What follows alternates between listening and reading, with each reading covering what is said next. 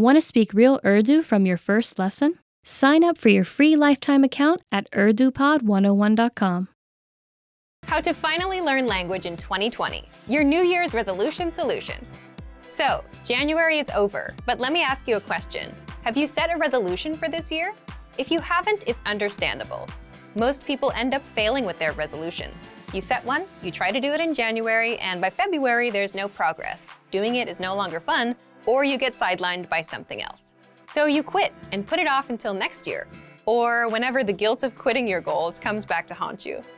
So, what's the problem with setting resolutions? Why do we keep failing? First of all, regardless of what most people say about New Year's resolutions, setting goals, whether on January 1st or any other time of the year, is a good thing. You have to know where you're going and what you want to achieve.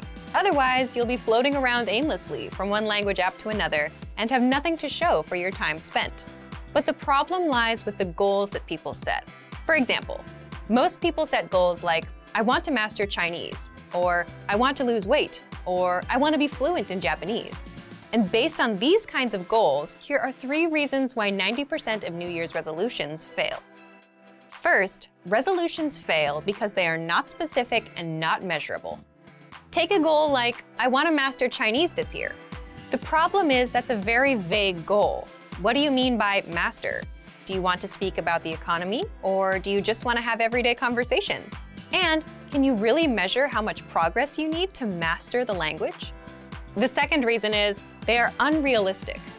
You might think, but isn't it good to set huge goals and aim for the stars? It's not bad, but if you say, I want to be fluent by September, is that realistic for you? Are you ready to commit yourself to nothing but language learning, 6 to 8 hours a day nonstop? The answer is no for most people. The third one is there's no action plan. The problem is you'll still fail even with a specific and realistic goal if you don't know when and how you're going to do it. For example, when will you study? How long will you study every day? And how will you study? So now you know why most people fail with their New Year's resolutions. Then how do we set New Year's resolutions and actually succeed? Here are the 3 rules for successful goal setting. Remember, your goals must be 1. Specific and measurable, 2. Realistic, and 3. They must have an action plan. Yes, the complete opposite of everything you heard earlier. For example, let's say you're learning Italian this year. Instead of saying, my goal is to learn Italian this year, set a specific, measurable, realistic goal for the month, like speak 3 minutes of conversation by February 28th. And you can also set a yearly goal, like 30 minutes of conversation, and work towards that. The whole point is 3 minutes is measurable. You set a timer, time yourself, and know when you reach it. It's realistic. Instead of saying, I want to learn the whole language, you're just aiming for 3 minutes for the month and maybe 30 minutes for the year. So ask yourself, do I have time to learn enough of the language to speak for 3 minutes? That will vary from learner to learner. But 3 minutes sounds much more realistic than I want to master a language. Finally, you still need an action plan for your goal. And for that, you need to answer these questions. When will you study? How long will you study every day? Where do you plan to study? How will you study? What is your study schedule? This is the most important part because this tells you when and how to study. If you don't answer these questions, you'll have no idea what to do and you'll quit because you have no routine to stick to. So for example, when will you study? I'll study at 9 p.m. on weekdays. How long will you study every day? I'll study for 20 minutes. Where do you plan to study? I'll study at home, in the living room, on my computer. How will you study? I'll listen to 1 audio lesson a day for 5 days. What is your study schedule? From Monday to Friday with audio lessons. I'll listen to the lesson, then go through the lesson notes for 20 minutes each day. Here are a few more things you can do to improve your chances of success. Reward yourself after hitting a goal.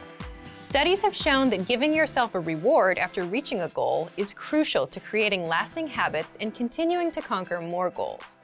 Write down your small, measurable goal and put it somewhere you'll see it often. Now that you know why New Year's resolutions fail and you know what to do differently, it's time to set your goal. Our suggested goal for you for February 2020 is speak 1 minute of conversation in your target language. The deadline is February 28th. Remember to set your action plan as well. Just answer these 5 questions. Leave us a comment letting us know your answers, and then you're ready to go. Okay, Today's topic is how remembering your mistakes can help you learn faster. First, take a moment and think of a time when you made a mistake. Maybe you were at work, maybe you were at school, maybe you were shopping or in another public place. We can all probably clearly remember many mistakes we've made. We also remember the reactions of the people around us. Some people are understanding, some people aren't so understanding. But why do we remember these situations so clearly? Psychologically speaking, negative things tend to impact us more than positive things. For example, if we're asked to choose between gaining friends or gaining money and losing friends or losing money, we'll choose not to lose friends or lose money, not to gain. This is called loss aversion. We tend to avoid losing more than we work on gaining. We spend time thinking about our negative past experiences to avoid them in the future. Because of this, negative events, like making mistakes, stay in our minds for a very long time. And this happens in language learning. If you make a language mistake while chatting with a native speaker, it'll probably be hard to forget. Yes, it's true that when we're learning another language, we don't always know when we've made a mistake. But when we realize we've used the wrong word, used grammar incorrectly, spelled something wrong or similar, we tend to remember the situation vividly. In some languages, just a tiny change in pronunciation, tone, or writing could make a big difference, so mistakes are a big source of worry for many learners. But the fact that mistakes are very hard for us to forget can be a powerful tool when learning a language. We want to avoid the feeling of embarrassment that comes after a mistake, so we work hard to correct ourselves. Past mistakes can motivate us to try harder. We can use our mistakes as a tool in our language learning. But we can't make these emotionally powerful mistakes by reading a textbook or even by taking a lesson with a teacher. The only way you can make these mistakes is by speaking in real conversations and messing up. So, what can you take away from this? Let's jump into the second part: how to use mistakes in your language learning. We can give advice like go ahead and make mistakes, but that's easier said than done. Here are 3 tips to help you make the most of your mistakes. 1. Speak in your target language as much as possible. Why? Because part of the learning process is making mistakes. Accept that mistakes are going to happen. If you're not making any mistakes ever, then you're probably not challenging yourself. 2. Look for opportunities to speak. Many learners have trouble finding public places to practice the language they're studying. See if there are language groups in your community or at your school. If you have trouble with that, look online and be creative. You don't need to search for groups specifically for language learners. See if you can find a hobby discussion in your target language. Maybe you'll find a news discussion group. Think outside the box. Find somewhere to practice and make mistakes. When you do mess up, you'll probably remember it. 3. Build on your experiences. Think carefully about your conversations after you have them, and work to make them longer each time. If you made a mistake in your first conversation, think about how to fix it. If you said only a few sentences in your first discussion, work to speak for 15 or 30 seconds on the next discussion. Challenge yourself. Many learners have trouble finding opportunities to speak that work with their schedule and their level. If you're not sure where else you can practice, you can consider hiring a tutor. If you're a Premium Plus member on our website, you can practice with your teacher. It's still important, where possible, to practice and make mistakes in real-life situations. This will help you to more carefully reflect on your conversations and work to improve. It isn't quite the same as studying with a textbook or a hired tutor. This strong desire to avoid making a mistake will help you work to improve. You'll be motivated to try harder. This can help you learn faster. The easiest way to start writing and improve on your own. Most language learners start with reading or speaking first. We all want to speak. Typically, most learners start their studies by reading textbooks or articles online. But writing? Not so many practice writing right away, unless the language has a unique writing system. There are a few reasons you should consider writing when you're learning a language. Let's jump into part 1. 1. Why is writing an easy way to learn a language? So, why is writing easy? First, you don't need anyone to start improving right now. When it comes to language learning, we all want feedback and corrections. And for that, we either need a teacher or a learning program that can quiz us. But if you want to improve on your own without waiting on anyone else, or if you don't have access to a teacher, you can start with writing. You'll find out how in just a minute. Second, you don't need to worry about what to write. How does this work? The easiest way to start writing is to copy text from somewhere else. That way, you don't have to worry about what to write or how to spell things. Just get a piece of paper and a pen and copy things from a resource you're using. You can even try doing this with your favorite quotes or ideas. Copy them word by word. Third, it can help you build a strong routine. Imagine you copy 2 sentences per day. It's simple, and it just takes a minute or 2. That means you can stick to it on a daily basis. And if you can learn to stick with that, you can stick to other learning routines in the future. And fourth, you'll end up improving all areas of the language. How? Well, if you're copying out a few sentences a day, you'll end up indirectly learning a lot of words, grammar rules, and lines you can actually use, simply because you're exposed to them. And if you read what you write, you'll improve your reading and comprehension skills too. So, how can you actually start writing in practice? Let's move on to Part 2. Part 2. How to practice writing with our lessons on your own time. Number 1. If you're taking our lessons, write out the phrases, sentences, and conversations by hand. This means writing every phrase and sentence that you learn in the lessons by hand in a notebook. You can also write out the conversations in the dialogue study tool, example sentences from the lesson notes, words and phrases from our vocabulary lists, and words and sentences from the Daily Dose app and the Word of the Day. Number 2. Write short sentences to your Premium Plus teacher. If you're a Premium Plus member, write a message and send it to your Premium Plus teacher for review. In fact, as a first step, all new Premium Plus users have to write a self-introduction and send it to their teachers. Your teacher will review your work, send feedback, corrections, and help you improve your writing skills fast. You can even write something out by hand, take a picture of it, and send it to your teacher. Number 3. Leave a comment on the lessons. After you're done with a lesson, be sure to use what you've learned, whether a new word or a grammar point. Leave a comment in the comment section, and our teachers will review it and give you feedback. Number 4. Dictation. This may be best for advanced learners. Dictation is a study method where you write down what you hear as a way to test your writing and listening skills. You can do this with any one of our audio or video lessons. Number 5. Create sentences using newly learned words. You can learn new words with our lessons, the Word of the Day, the vocab lists, and the Core 2000 word list, which gives you the 2000 most frequently used words. And, as mentioned before, you can also leave comments for our teachers to review. Number 6. Take the writing quizzes. With every lesson, you'll get review quizzes to help you master what you've learned. Just scroll down to the vocabulary section or click on vocabulary. Then, click on Take a Quiz, and that's it. Now you know how to improve your target language on your own. Just copy things out. If you're having a hard time sticking with language learning, you'll find out how to fix it now. Let's jump into the first part. 1. How to map your routine and set your schedule. First, here's a quick question for you. Which of these would you rather have? A. The world's most comprehensive language learning resources, but a weak study routine. Or B. A strong study routine and average resources.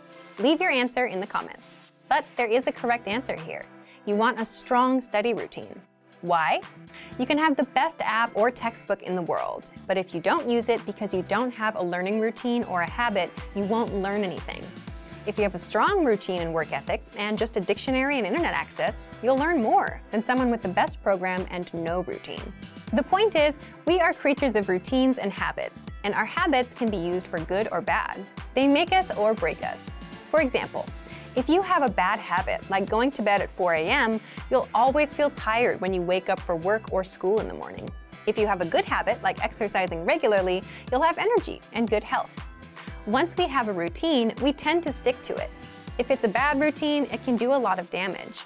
But if it's a good routine, it can help us enjoy incredible results. We can also use routines to our advantage by applying them to work toward our goals, like language learning. How do you create a strong language learning routine? Here's one way to do it.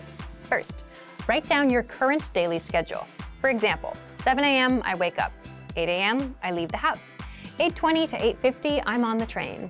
9:10 a.m. I arrive at work. 1 p.m. I go to lunch, and so on. Write out your daily schedule for the whole week. Make it detailed. If you write out your schedule, you can see your existing daily routine. You can see where you can fit language learning into your existing routine, the routine that you're used to, instead of trying to create a new routine. Why does this matter? For example, some people will look at their schedule and see that they wake up at 8 a.m. They think that if they wake up at 7 a.m., they can have an extra hour for language learning. But for many of us, that approach usually doesn't work because it's not something we're used to. You're trying to wake up early so you can learn a language. You're trying to implement two brand new routines that you're not used to. For many people, this results in failure. Even if you do wake up at 7 a.m., will you get out of bed immediately and jump straight to learning every day? Or will you lose motivation after a few days because you missed that hour of sleep? So map out your weekly schedule. Once you understand where your time goes, find an existing part of your routine that you can fit language learning into. For example, if you take the train in the morning, you can use that existing routine and learn some language during that time. If you always eat lunch at 1 p.m., watch a video lesson during your break. If you always cook at 8 p.m., play some audio lessons in the background. If at first you have to start with multitasking, it's better than nothing. You can at least get used to being exposed to the language while you work on dedicating more time and attention to it. Now, let's jump into part 2. 2. How to choose the learning medium that's right for you. Before you begin learning, it's important to understand what kind of learner you are. Are you a visual learner, or do you learn by reading? There's something called the VARK model, and it's an acronym for 4 learning styles: visual, auditory, or listening, reading, writing, and kinesthetic, meaning hands-on, or actual practice and trial and error. You need to understand what kind of learning resources are best for you. So, how do you determine what kind of learner you are? This depends on you. Do you like watching videos, listening, reading, or writing? Or do you prefer more hands-on practice? There's no wrong answer.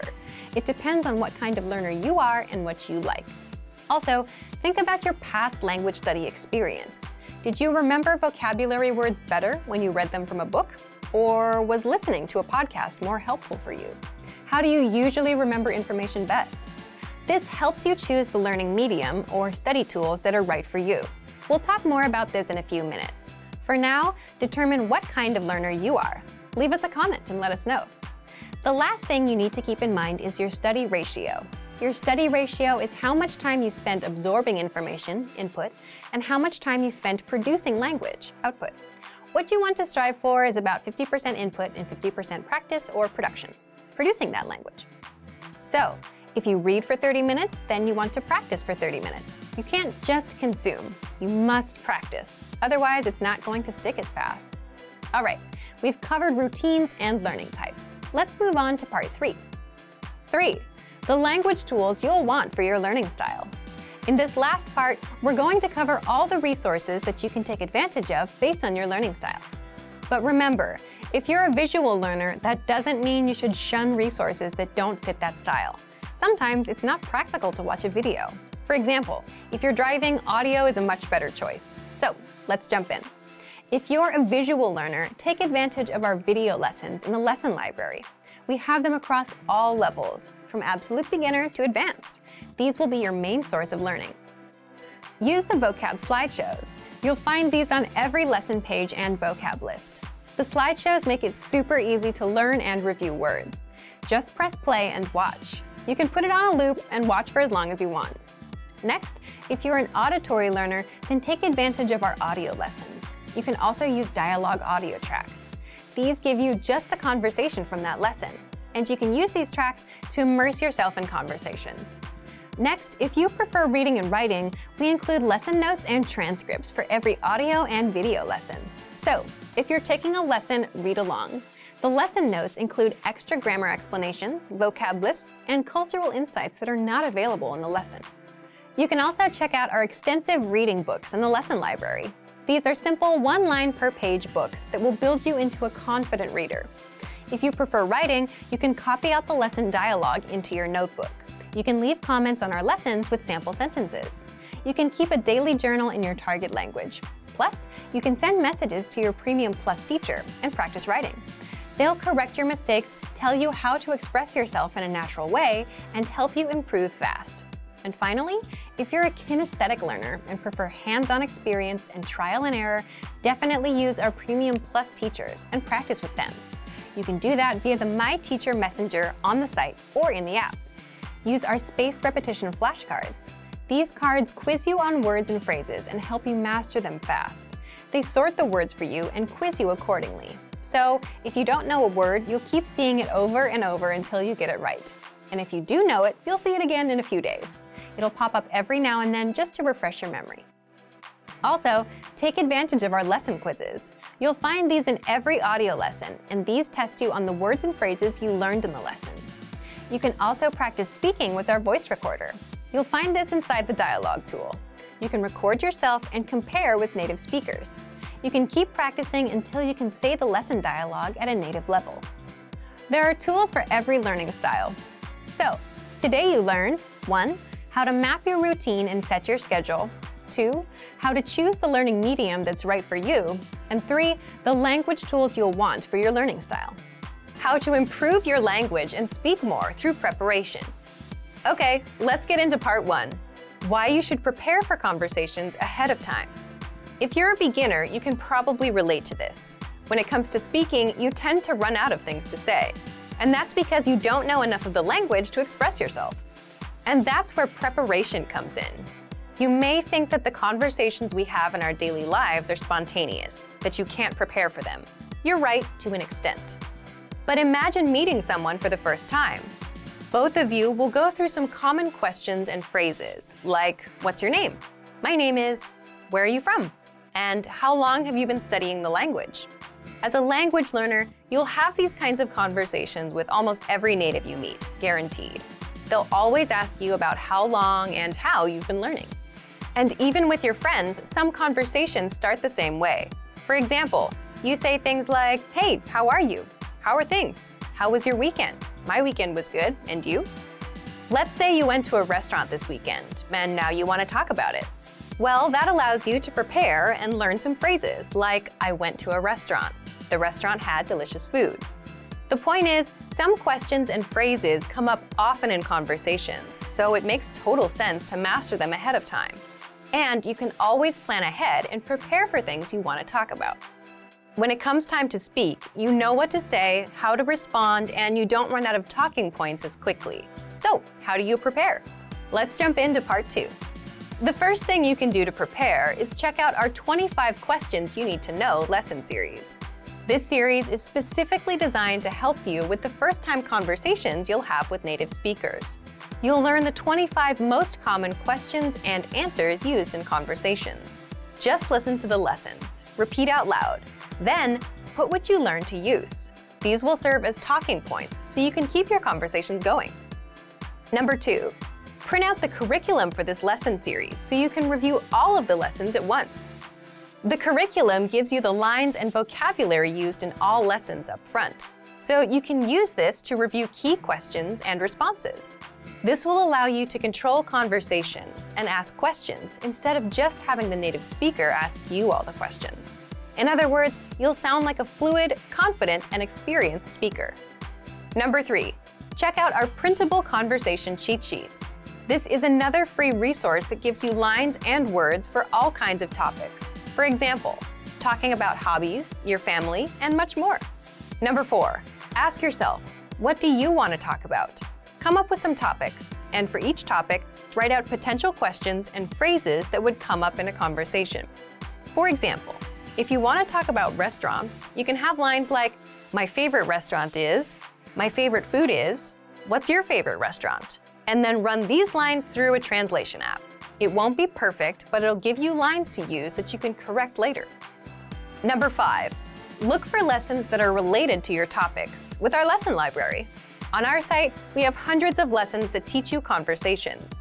So if you're looking for lessons related to restaurants and food, you'll get all kinds of conversations that you can use for yourself.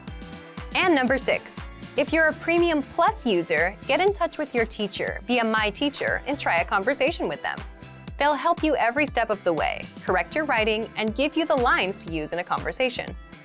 That way, you can prepare ahead of time, and when it comes time to speak, you'll know what to say. Want to speed up your language learning? Take your very first lesson with us. You'll start speaking in minutes and master real conversations. Sign up for your free lifetime account. Just click the link in the description.